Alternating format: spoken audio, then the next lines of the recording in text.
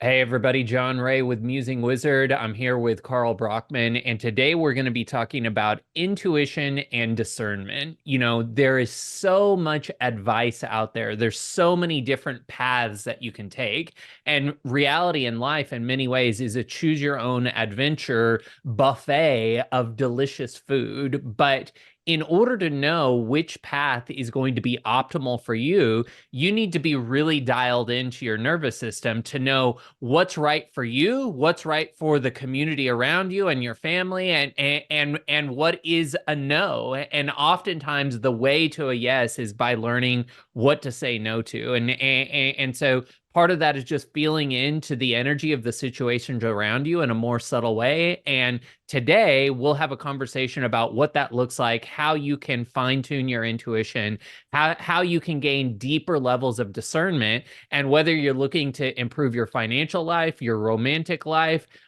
any improvement is directly related to your ability to make better decisions, and intuition and discernment are the pathway to doing that. So, Karl, welcome. How we doing? And what's intuition and discernment mean for you? Good afternoon for you over in the States, my friend, and good morning for me. Thanks for having me. Yeah, I'm doing really well and excited to speak about intuition and discernment. I think they are two words that have become more weighted or more important in my life and my own journey. And I was very curious to seek from the wizard how intuition and discernment plays into his realm. And I heard an interesting definition of intuition recently, which made me ponder what I thought the definition for myself was. You know how there's words that you come across and you utilize, or they've been thrown at you, and you develop some sort of concept of what that is, and you just unconsciously go with that definition without truly deeply thinking about it. I think one recent example of that was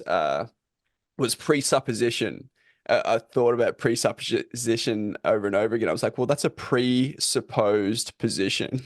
It's like, Mm, a presupposed. That makes a lot of sense. That helps me better in terms like, so intuition, the definition was intuition is instinct times experience.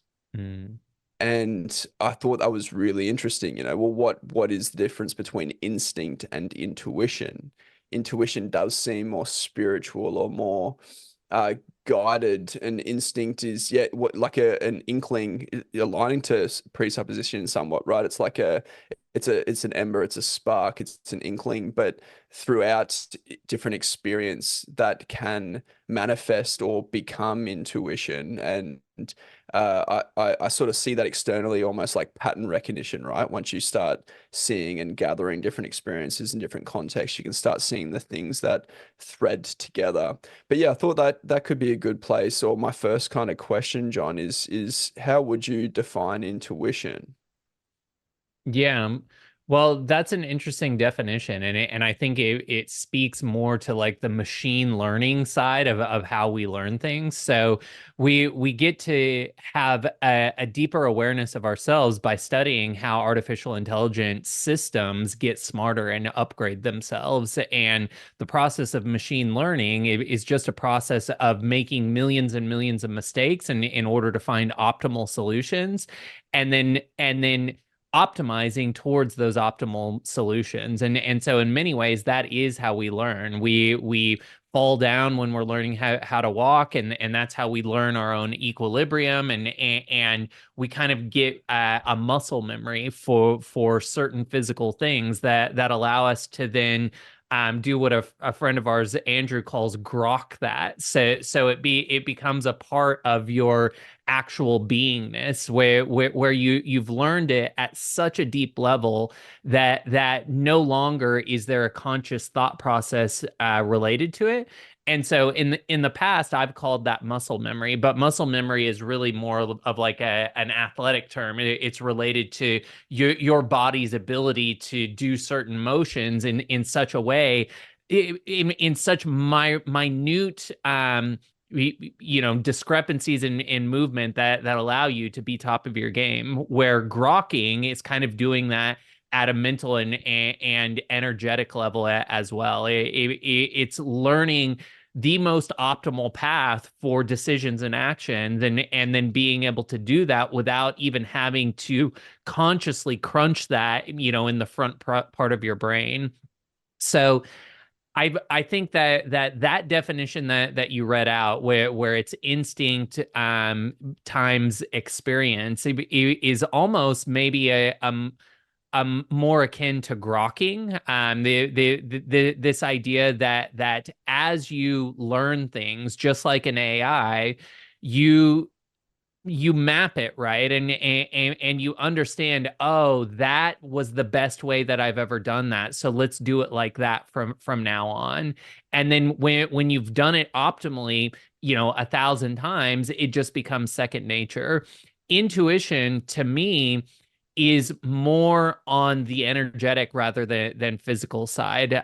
There's a more spiritual component to it, because anytime we walk into a situation, there are energies known and unknown to us, and the more attuned we are in our nervous system, the more of a clear channel we are, the more that we can pick up on the subtleties of that energy.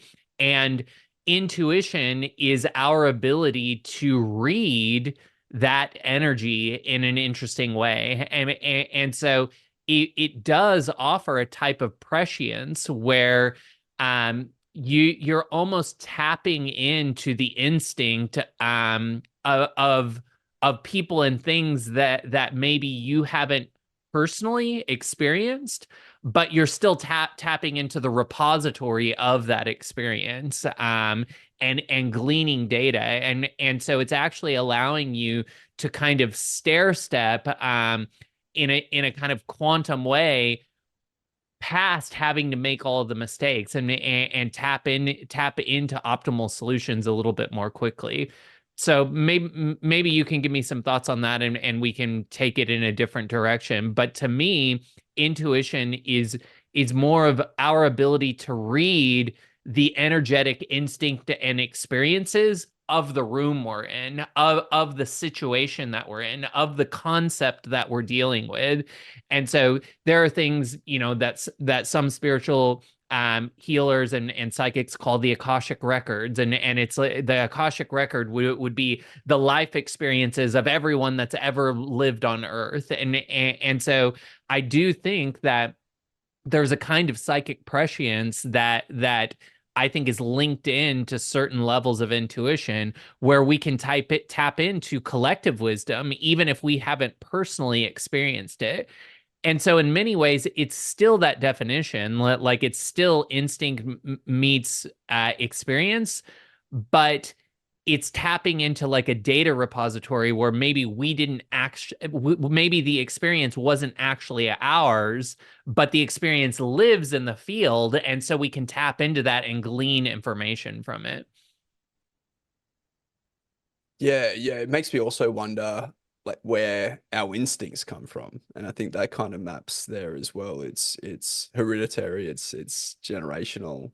It is not only our own experiences that create our instincts, but it's before that, right? It's like it's in our nature. And so where does that nature come from? Then yeah, all of those things as well. But yeah, I like thinking about now the that intuition is the ability to tap in to or read the energetic level. Andrew, that friend that you referenced, he recently poised that we kind of have this misconception that energy exists in matter, but it's rather that matter exists in energy. Right. And if that is true, and for all reasons up to my point, it makes a lot of sense. That is that matter is the way in which we experience the energy field, and like you spoke to, different physical experiences might be different contextually on the physical plane. However, the energies that are at play may be similar. It makes me think also about Carl Jung's archetypes, right? Like you could argue that he intuited archetypes in the psyche and personality in people, and these are patterns of energy that manifest through human beings. Yeah. Well, and we've talked in the past about like pendulums. So pendulums are basically like systems of thought that collect and grow in density. And so it becomes thought clouds that are easier to tap into. And when we walk into a room, if there are pendulums present, meaning a lot of people that are thinking about something in a similar way, well, then it's going to be really difficult to buck the curve of that energy, or you at least would want to know that that's what you're stepping into. Think about anytime you've ever gone to a political rally, like wearing a shirt of or even a sporting event, wearing a shirt or a jersey of the opposing team, can really disrupt that energy field, and sometimes just knowing that is a valuable way to troll someone. Talking about where instinct comes from, there's a concept that I actually think has been debunked, but it's still an interesting thing to think about, because I think there are probably parts of it that are true, and it's the 100 monkey theory, where there was an old story in science where these monkeys were eating these bananas off the beach, and they would eat them and they'd be covered in sand, and they would just eat the sand, and then it would be all gritty, and you could see them just be like, oh, this is so gritty. And then one monkey decided that he was going to wash the banana in the wave water, the ocean water, before he ate it. And so then it wasn't gritty anymore. And then very quickly, all the other monkeys, even on islands not connected to that, started to do that. So there is some question to the legitimacy of that story. However, I believe these are called morphic fields, and these are basically consciousnesses of species. And so instinct, I think, is something that is probably something that's connected to us as a species. That's the hereditary knowledge that comes forward. And I do think that there's an emotional inheritance that we get from our parents, and from several generations back.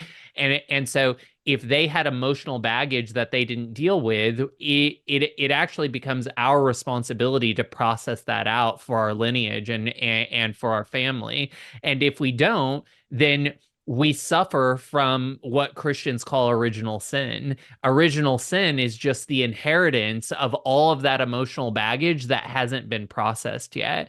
And what is sin? It's missing the mark. And so if we're unwilling to process through all of the sin that came from us, just the mistakes and the bypassing of feelings that our ancestors met, well, then we are doomed to now make the same mistakes, because our decision space, which is the things that we have access to choose, is going to be small, limited, and not necessarily pointed towards optimal solutions. We think that we can choose anything at any moment, that we have an infinity of choices, but we actually have a very limited window of things that we would actually say yes to. And the things that we would actually say yes to, our decision space, are almost always related to the emotional energy that's happening in our field, and whether that energy has been fully unpacked and interpreted or not. And so intuition is our ability to sense where our current energetic state is, where the state of the room is, and where the energy of the optimal solution or decision makes. And one of the things that comes to mind as a way to talk about this is, ever since I was a kid, when my parents would lose their keys, I would always just intuitively say, if I were mom's keys, where would I be? And what I'm doing is, my mom is like, why aren't they here? I put them right here. I always put them right here. She's so focused on where the energy isn't that she can't see where the energy is. And so by asking the question, and this is what a good prayer is opening up the container for this. It's opening up a curiosity to be like, if I were mom's keys, where would I be? And you know what? As a kid, even now to this day, I can always find somebody's keys, because what I'm doing is I'm attuning to the energy of those keys, and I'm finding them where they are, not where they aren't. And that's what intuition is. It's an ability to perceive in that way. Good to know that I can give you a call next time I lose my keys, John. And also interesting that someone in the States goes to political event before sporting event. there's not many people in Australia Politics are our that sports, my man. oh, there's not well, there are some people, as you can imagine, but yeah, I don't think I've been to one political event on purpose in Australia in my 30 years. Look, as a side note, if you go to a political event in the United States, it is just like a sporting event. Foam fingers, giant hats, banners and signs. Everybody's wearing swag. Everybody's got their signs trolling, trying to get on the camera. It's just like a sporting event. Good, good. Okay, good to know. So I don't have to bring my my hazard or my military gear to the because I see different things on the news sometimes. Not that I watch the news, but yeah. So well then okay. So back to intuition, the ability to read energy to kind of feel into the environment, what's going on, and better orient yourself. So it would make sense, as you mentioned, that so many of us are still working through and dealing with our sin when we or our heritage have missed the mark, and these unprocessed emotions and feelings and thought patterns. It would make sense that our ability to intuit would be influenced by the either lack of or the processing of those emotions, right? I'm thinking about perhaps when we feel like we're intuiting something, but we've missed something. Like perhaps our friend has brought a new partner home. We're like, oh, I don't get a good feeling at this person, but they end up being so beautiful and perfect for them. So I'm just trying to work out that relationship, and it kind of makes Yeah. sense as I'm explaining it. Right. It's Well, like your intuition is going to be an extension of your emotional baggage or the filter through which you're perceiving through. So many people have false intuitions or wrong intuitions. Like many people's gut reaction or gut feeling, they think, "Ooh, this is a gut feeling. I need to hate this person." But that's a gut feeling filtered through all of the anger and rage that's unprocessed within them. And so really, we this is something that we talk about all the time in Alcoholics Anonymous is you cannot trust yourself until you've done the work. The reason that people go to AA or go to group therapy or get a mentor or get a coach is because until you've processed through all of your baggage, your thinking is going to be flawed about things, and you will find suboptimal paths that put you in the path of drama. There are a few people that are a few rungs removed from me, but I still kind of hear stories through other friends about the drama that they're constantly getting into, and it's just I can remember being an alcoholic and a drug addict and addicted to my own biochemicals of drama, and choosing into that type of drama because the hit of adrenaline was a kind of novelty that made things exciting, but ultimately it's such a death spiral, and you end up alienating all of the people around you, and so what you think is an intuition, you have to really check in: is this coming from an emotion or is this coming from a place of balance? Because when a decision is coming from a place of emotion, that's not the right decision. Like just the other day, we were talking about how I needed to get some new products onto our website, and I'd been putting it off forever. And then somebody else kind of spun up the same product and was posting it in my community for sale. And my first thought was, I'm so mad at myself and this person because I should be the one selling this product. And in that moment, I could have easily like said, "We're having a fire sale on polos. Come over here. Screw this guy." Like that was the feeling that I had in that moment of rage at both myself and the situation. Instead, I was like, "Dude, you got to cool your jets." Talking to myself, and so I went for a drive. I pulled up to the park. I sat with my big feelings for like 20 minutes, and then I was like, "Why don't you just reach out to him and see if he wants to work with you on this?" So I did. He did, and now we're all hunky dory. We're selling together. We're in business together. He's a great promoter. It worked out perfectly. But had I gone with my original gut reaction, which was like, F this, I'm the guy who sells these things, I'll show them.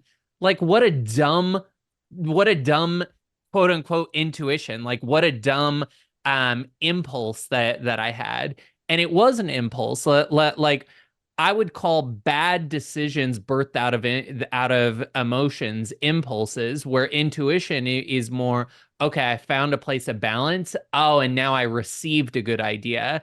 I'm not making a choice from an interpretation of emotion. I'm making a choice having actually processed the emotion and coming from a balance point.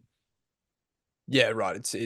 Impulse is reactionary behavior in a lot of ways, isn't it? And yeah, I see that would be a closer kin to also instinct, without the experience, without your maturity, without the journey that you've taken, right? And yeah, I find it a life funny that the musing wizard goes and DMs this guy and says, "Hey, back off! I'm the shirts guy here. Yeah, I'm gonna make this way better and cheaper than you."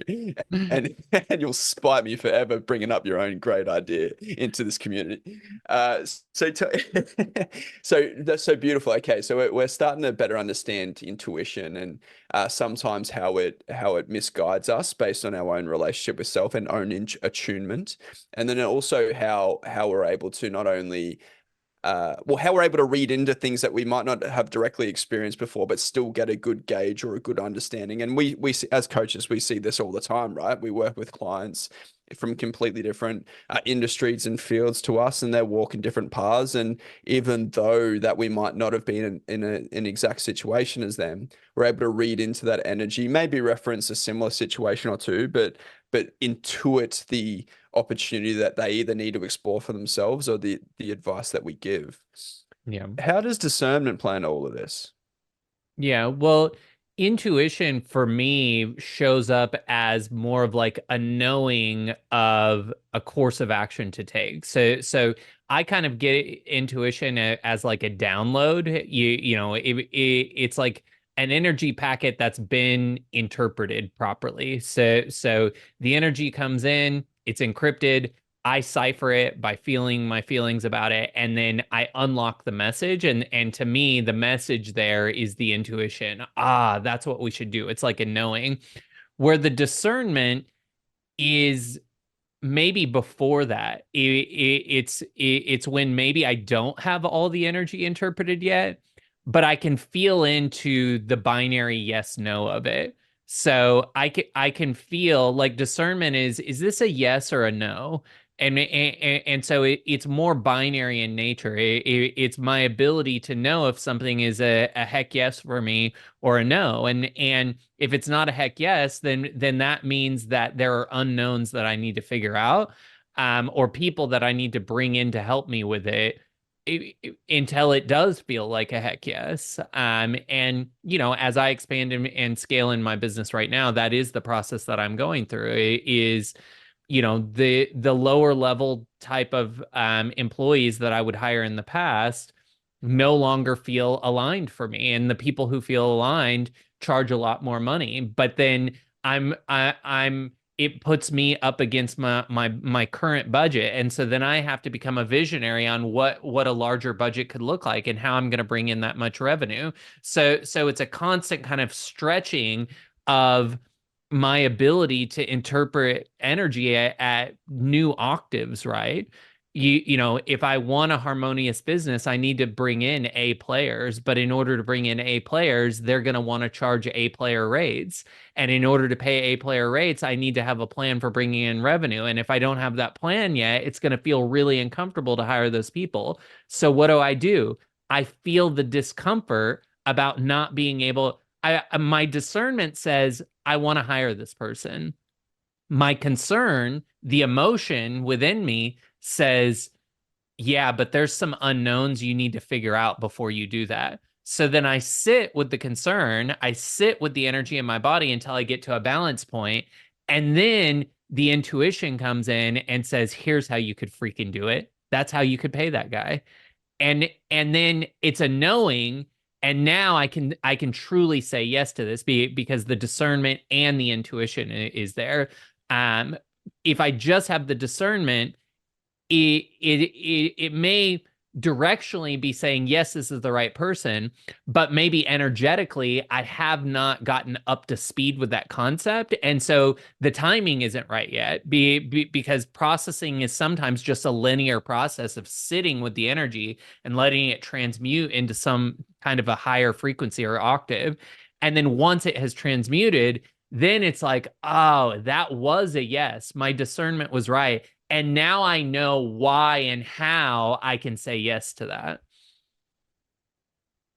I really, really love you talking sort of through that process. And it's definitely something that a business owner learns really quickly, right? It's every dollar that comes in when they start earning money for themselves isn't theirs. Or if they want it to be, they're just going to play a very finite, limited game, and they've got to continue to evolve and flex the muscle of spending money in different places, utilizing different resources, different opportunities. And as you mentioned, you get what you pay for, right? So if you want to start playing big games, you got to spend more money. But what does that investment then allow you to do? Well, you mentioned that sometimes it is just time that's needed to feel through certain things, but that investment gives you space to do the thing that you are being called to do that will then pay that bill and obviously create a bigger bucket for you to continue to find that flow.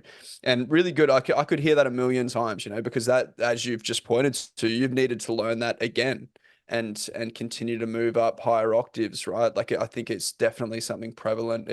I was speaking to you before the start of this recording about complacency, and the I guess the other side of the coin of contentment or just feeling happy with where things are.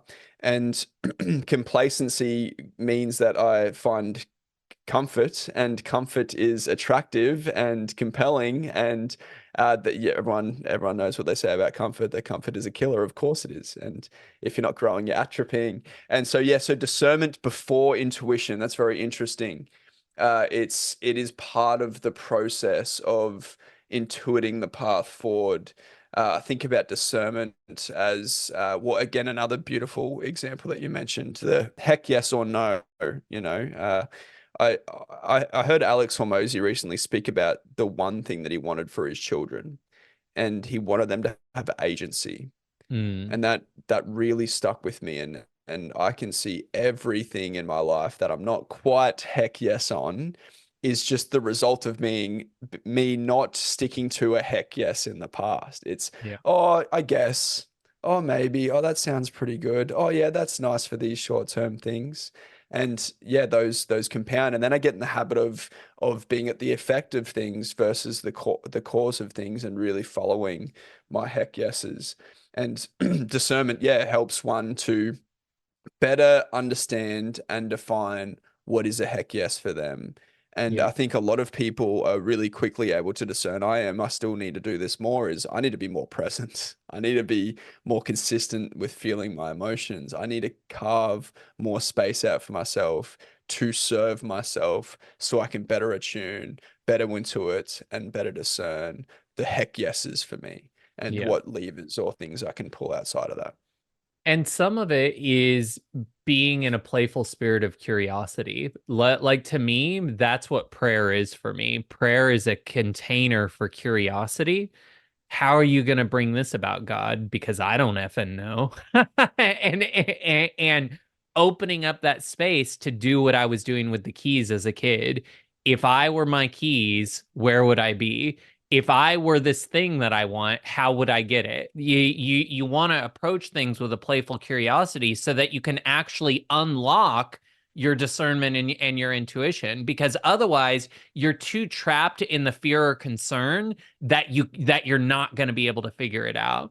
And sometimes the way that looks, as I'm hiring new people, it's getting back to like the core tenet of how to live a good life. You just tell the truth, you speak it into the room. So as I'm talking to some of these people that charge a very hefty salary, I'm like, I can't afford you, or I don't have a model for how I could afford you long term.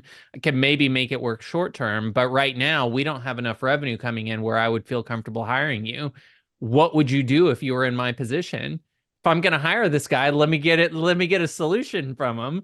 And it's interesting how people respond to a prompt like that, because if you're not up to the speed with the solution, but you're up to speed with asking for the solution, it doesn't have to come through you. And that's one of the biggest things that I had to learn is I do not have to be the solver of my problems. That's an egotistical thing to think that I'm the one who has to solve it all.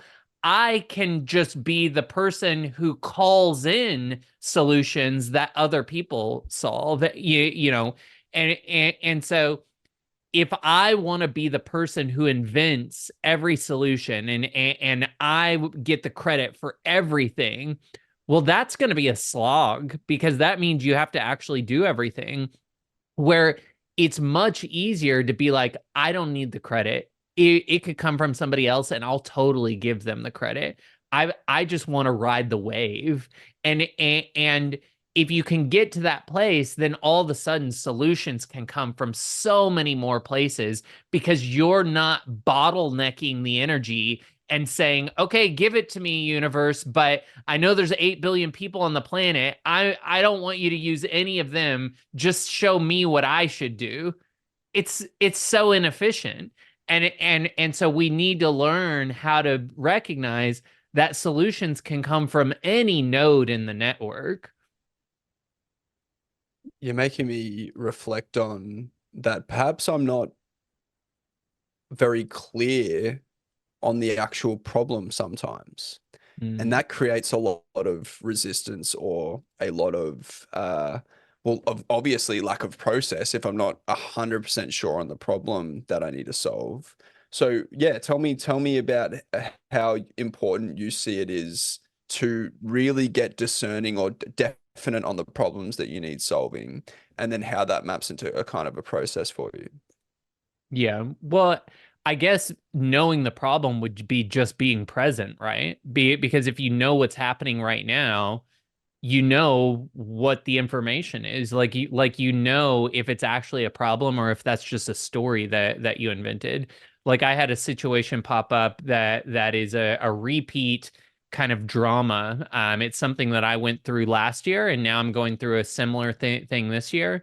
And one of the things that I recognized was I'm having a completely different emotional response to it this time. But at first, I was intellectually telling the same story, even though that wasn't the story anymore. That's the story I told last year. I'm in a completely different place about it this year. And so I needed to upgrade my story. And some of that was just remnants of fear and concern that I hadn't fully processed the last time. And it took like 4 minutes to sit with that and be like, oh, right, that's not the story anymore. It's this other thing that's a much more evolved story and catalytic in all the right ways.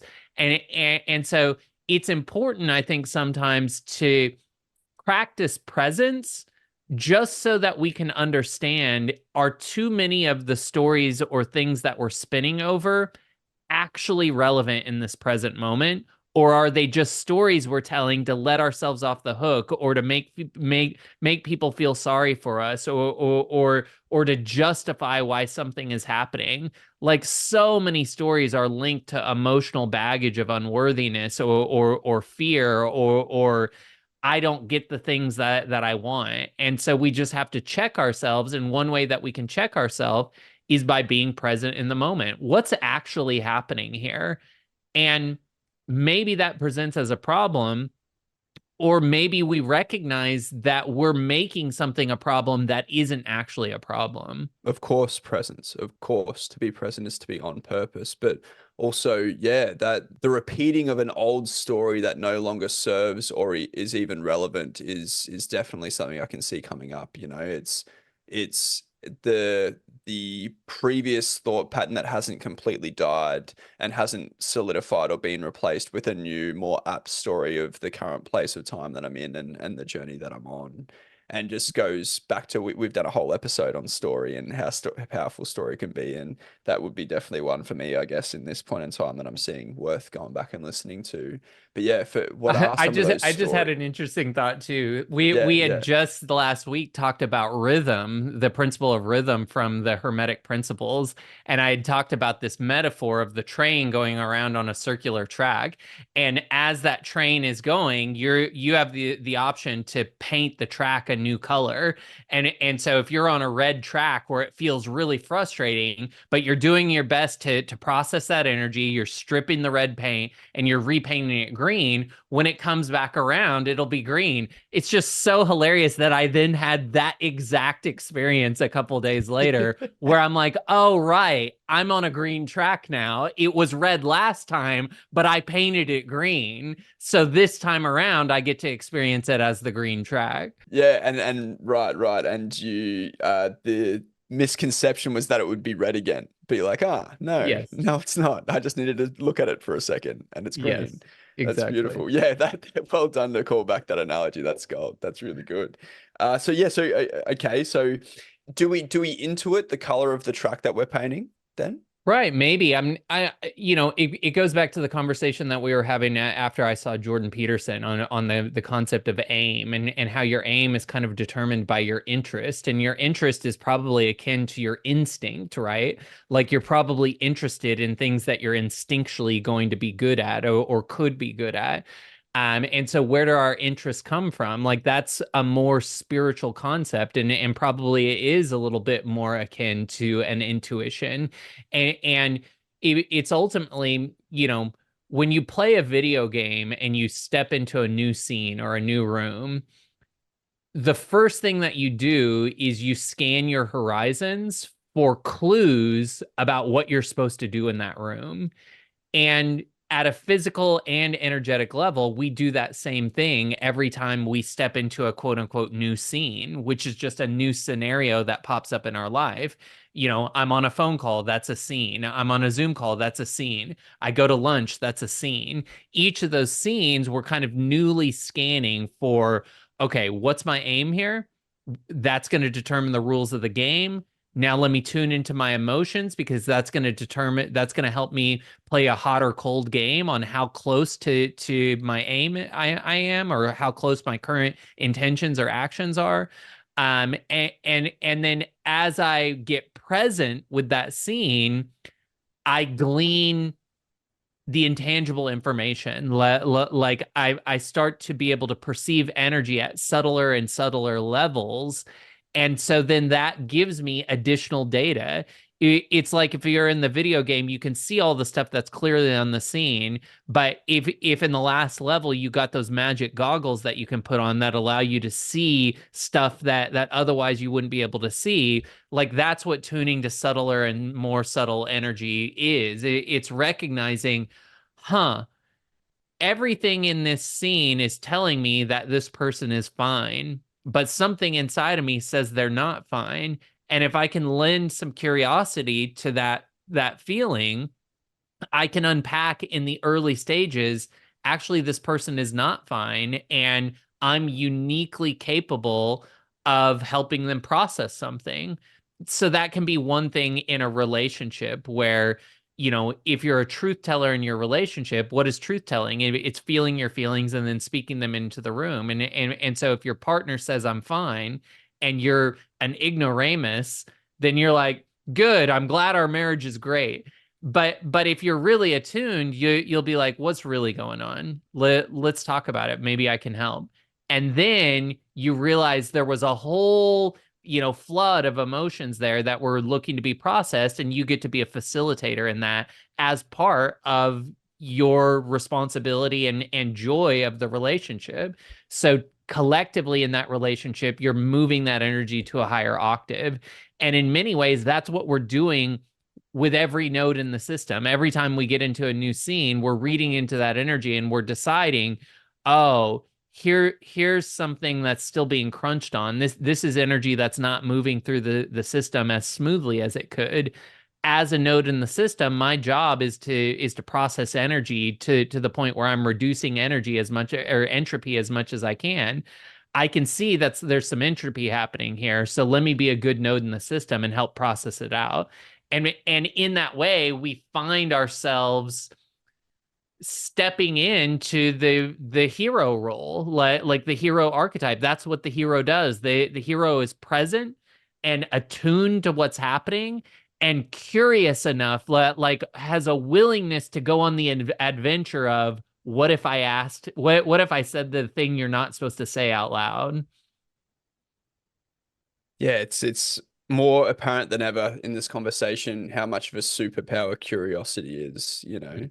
If I was to be a superhero, I'd be curious man and I'd fly around in my purple cape just being curious everywhere. It reminds me, just to go off track for a second, it reminds me of an episode of South Park where they have this superhero called Captain Hindsight.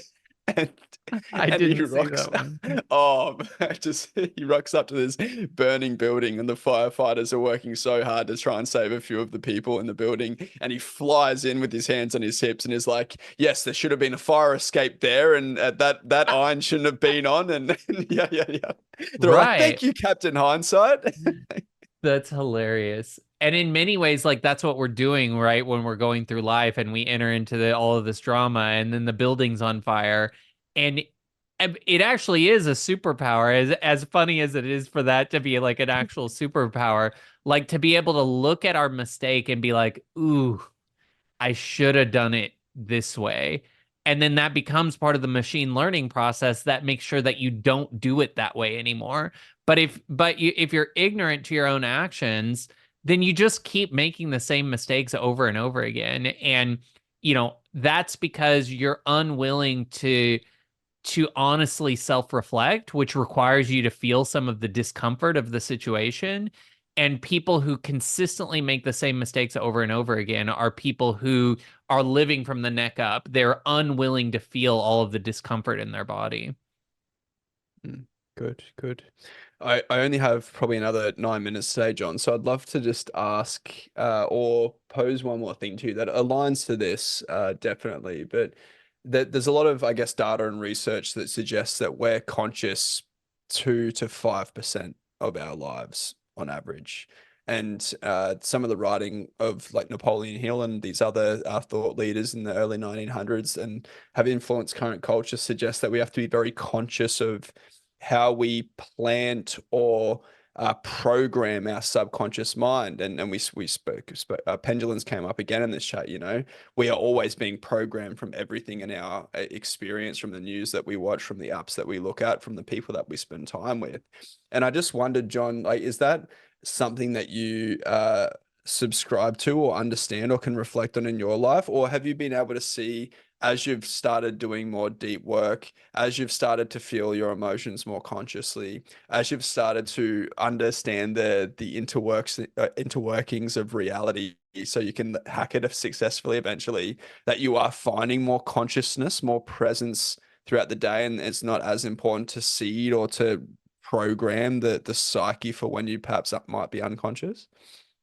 Yeah, well, I guess for me, an expansion of consciousness is just an ability to feel energy at more and more subtle levels. So, we've talked before about the Abraham Hicks quote.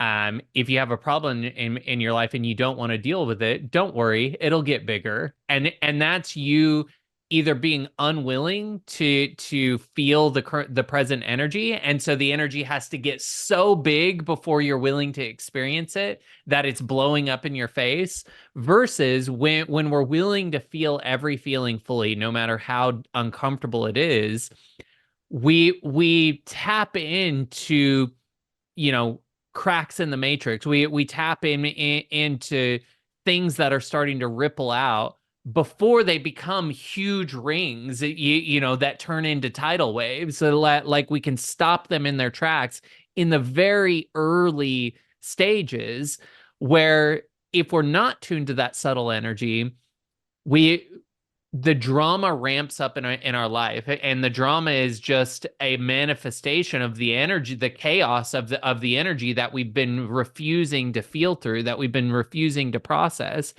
And when the energy gets that big, it becomes overwhelming to our system, and so then we're unable to dedicate as much compute power to actually interpreting things, and so then we aren't present anymore because we're in a reactionary mode to what's happening, and so the reason that meditation and getting present and feeling your feelings and having that somatic sensation of what's in your body and letting that transmute itself back into creative potential is so important is that it trains you to tune in to the energy of your life at the most subtle levels so that you can fix things before somebody tells you to fix them.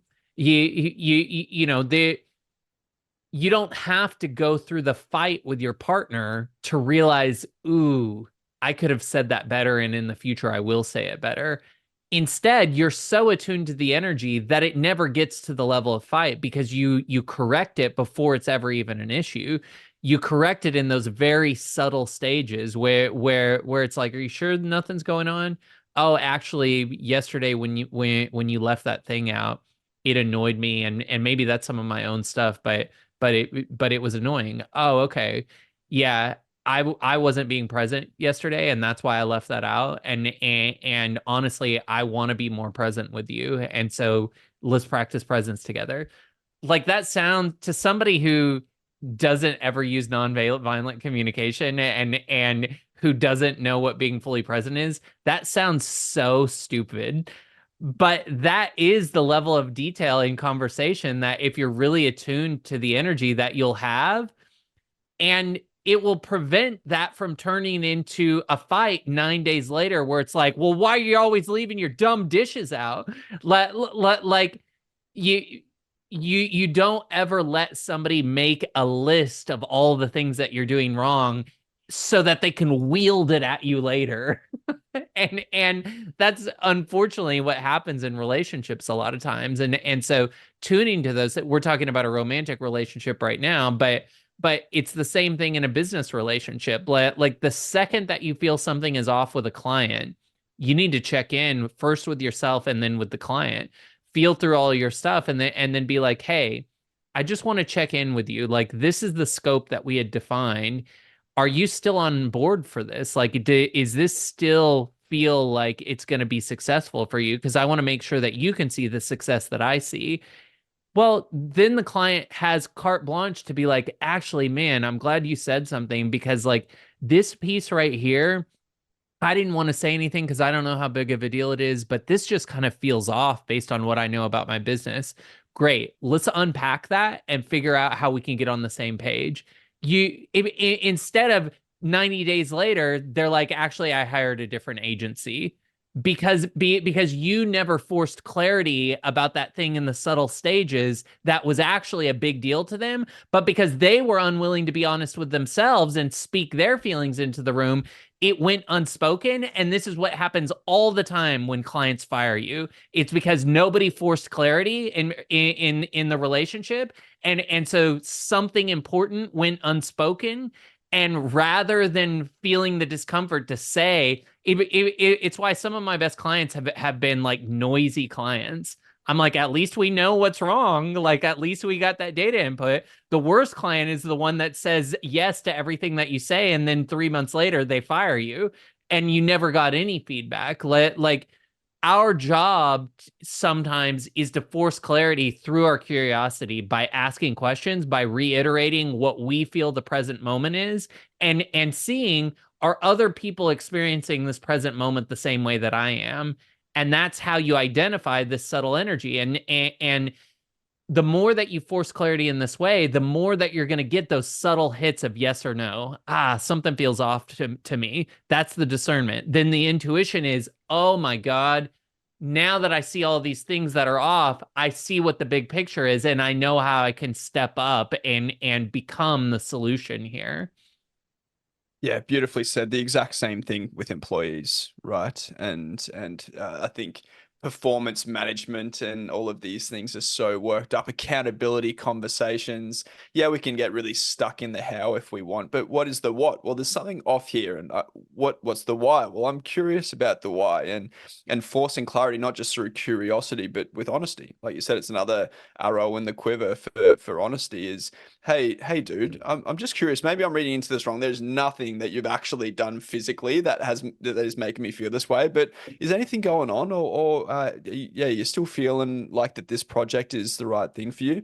You know, it at worst you're gonna get hell yeah, dude. Yeah, I'm just in the groove. I'm fine. This is how I work. I'll let you know if I need anything. Great. If not, yeah, you'll get another couple of data points and be able to better trust your intuition in the future.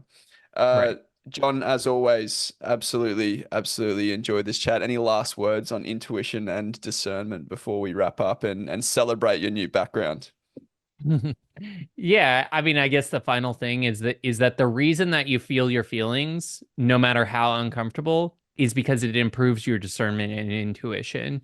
And everything that you've loved about your life and everything that you've hated about your life was the result of a decision that you made.